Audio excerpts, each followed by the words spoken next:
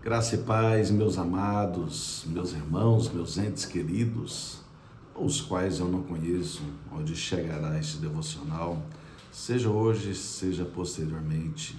Muito bom dia. Estamos aqui neste devocional, qual o Senhor colocou no meu coração para trazer para mim como escola, levar vocês por ensinamento, por ação de graça. Assim como Paulo mandou uma carta a Filemon em prol de um escravo chamado Onésimo. Então, que a palavra de Deus chegue até vocês, onde possa estar escravo ainda de uma situação, que possa ter um cativeiro, que possa estar vivendo um padrão não de Deus e sim deste mundo. Mas como a palavra diz em Romanos 12, no verso 2, para a gente renovar a nossa mente. Não conformar com o padrão deste mundo, deste século, mas transformar-nos pela renovação da nossa mente para experimentar a boa, agradável e a perfeita vontade de Deus. E a vontade de Deus está sendo feita porque Ele colocou em mim discernimento, em levar a muitos este devocional. E hoje Paulo nos dá um exemplo dessa carta a Filemon. Filemon era um homem de Deus, era um irmão de Paulo. Porém, ele era dono de escravos e tinha um escravo chamado Onésimo, que estava fugindo dele ali por conta dessa opressão de ser escravo. E Paulo, mesmo preso em Roma, ele escreve essa carta a Filemon para ele receber de volta esse escravo e recebê-lo como irmão. Por isso, irmãos, em nome de Jesus, que essa ação de graça, que o que eu tenho feito aqui, seja para a vida de vocês, assim como está escrito aqui. Capítulo 1, no verso 6. Essa carta ela é muito curta, inclusive ela tem apenas um capítulo. Filemon, para quem não conhece, quem não sabe onde está, ela está ali depois de Timóteo, depois de Tito, na Bíblia Sagrada, aí depois vem Filemon e depois já é Hebreus. Então segue o que a palavra traz para nós nessa manhã. Para que a comunhão da tua fé se torne eficiente no pleno conhecimento de todo o bem que há em nós para com Cristo. Vamos orar para que o Senhor nos revele o melhor dele nesta carta, por mais que Paulo deixou claro aqui. Mas o Senhor nos ensina a fazer uma exegese, uma hermenêutica, trazendo aqui para o século 21. Por isso que eu disse que aqui é um escravo de fato, porém nesta hermenêutica, trazendo para hoje, o que precisamos entender é que precisamos de ter pessoas que levam o bem para vivermos em comunhão com Cristo, para sairmos das prisões, da escravidão de hoje, aqui em pleno século 21. Senhor nosso Deus, em nome de Jesus, que o Senhor possa nos dar a graça de entender sobre esse texto. Ó Pai, em nome de Jesus, onde houver escravidão, onde houver cativeiro, onde houver prisão espiritual e emocional, que os meus irmãos, onde chegar esse devocional, possam entender, compreender, se sentir abraçado, assim como Paulo abraçou aqui esse Senhor chamado Onésimo.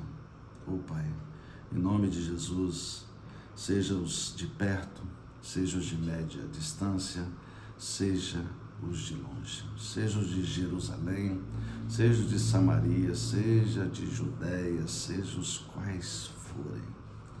Pai, em nome de Jesus, que a palavra do Senhor possa ter a eficácia nessa manhã ou quando um necessitado ouvir este devocional e serem libertos e viverem em comunhão com Cristo, assim como aqui está escrito. E que assim seja, em nome de Jesus. Amém. Amém, meus irmãos? Olha bem o que diz exatamente.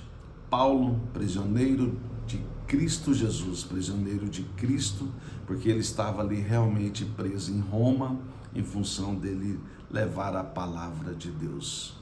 Mas também, este prisioneiro de Cristo Jesus quer dizer, assim como devemos ser, assim como está em Gálatas 2:20, não viver mais nós, mas viver Cristo em nós. E o irmão Timóteo, ao amado Filemon, ou seja, ele mandou através de Timóteo ao amado Filemon, também nosso colaborador. Filemon era um homem de Deus ali, envolvido na obra de Deus. A irmã Áfia e a Arquipo, nosso companheiro de lutas, e a igreja que está em tua casa, e a mim e a vocês aqui no século 21, aos meus familiares, aos meus amigos, aos meus irmãos, aos meus parceiros de trabalho, aos colaboradores da Rodogrado Transporte, da Falconseg, onde chegar esse devocional, Paulo está dizendo, além de ser a Timóteo, a Filemon, a irmã Áfia, a Arquipo, a todos nós. Graça e paz a vós outros da parte de Deus, nosso Pai, e do Senhor Jesus Cristo. Paulo sempre começava as cartas desse jeito, graça e paz. Por isso que eu tenho o prazer em levar a vocês e começar aqui todos os dias com essa graça e a paz. E é uma saudação sincera que eu levo a vocês. Se vocês receberem essa graça e essa paz, o dia de vocês com certeza será melhor, porque são os favores imerecidos do Senhor e a paz que excede todo entendimento que vamos ter em meio à nossa luta diária, à nossa adversidade humana. Então diz, dou graças ao meu Deus, lembrando-me que sempre de ti nas minhas orações, estando ciente do teu amor e da fé que tens para com o Senhor Jesus e todos os santos, para que a comunhão da tua fé se torne eficiente no pleno conhecimento de todo o bem que há em nós para com Cristo. Pois, irmão, tive grande alegria e conforto no teu amor, porquanto o coração dos santos tem sido reanimado por teu intermédio. Irmãos, eu não tenho nenhuma pretensão de ser nem como Filemon, nem como Paulo. Logicamente que eu estou aqui pela graça do Senhor, mas o que eu quero dizer para vocês é que, de fato, tenham, através deste devocional, através da minha presença física, através de muitos homens e mulheres que têm esse posicionamento, inclusive melhor do que o meu. Mas, além dessas pessoas que têm esse posicionamento melhor, que são cristãos melhores, mais próximo de Deus. Mas, irmãos, a atenção que precisamos ter aqui é você não viver com pessoas, não conviver com pessoas que venham somar este conhecimento do bem que há nela para levar você a viver em comunhão com Cristo Jesus. Prestem atenção para aquelas pessoas que te levam para fora do padrão de Deus e te leva para o padrão do mundo. Porque este homem chamado Onésimo, ele poderia viver o resto da vida e até perder a vida por estar nessa opressão, dessa escravidão. Conviva com pessoas que levam a palavra de esperança a você. Por isso que a igreja é o melhor hospital que possa ter nesta terra. A igreja cura, liberta, restaura, através, logicamente, da palavra de Deus. A palavra que precisa ser vivida, que precisa trazer como ela diz, a palavra viva e eficaz. Então, que ela tenha eficácia em nós e que possamos conviver com pessoas que nos tragam caminhos para que a gente saia da escravidão, dos cativeiros. Por isso friso este verso, para que a comunhão da tua fé se torna eficiente no pleno conhecimento de todo o bem que há em nós para com Cristo. Além aqui na carta ao Filemon, Paulo também escreveu a Filipenses, a Tessalonicenses, a Colossenses. Aqui em Filipenses capítulo 1, no verso 9.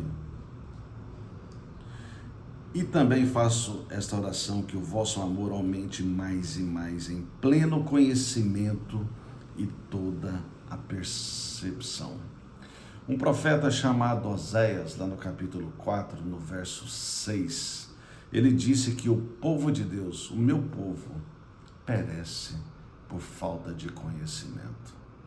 Irmãos, abra o seu coração, abra a sua mente, assim como a palavra de Hebreus 4:12 termina, falando quando a palavra é viva e eficaz, ela termina lá no final, além de dizer que ela é uma espada que apta para dividir alma e espírito, juntas e medulas, vai dizer que ela é apta para discernir os pensamentos e as intenções do coração.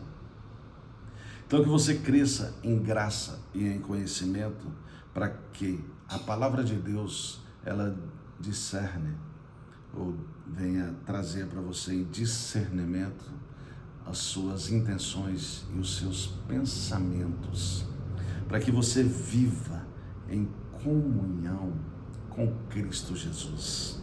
E a palavra aqui também nos traz aqui em 1 Tessalonicenses capítulo 5, no verso 18, nos orienta também, que é Paulo dizendo a outras igrejas naquela ocasião: em tudo dai graças, porque esta é a vontade de Deus em Cristo Jesus para convosco.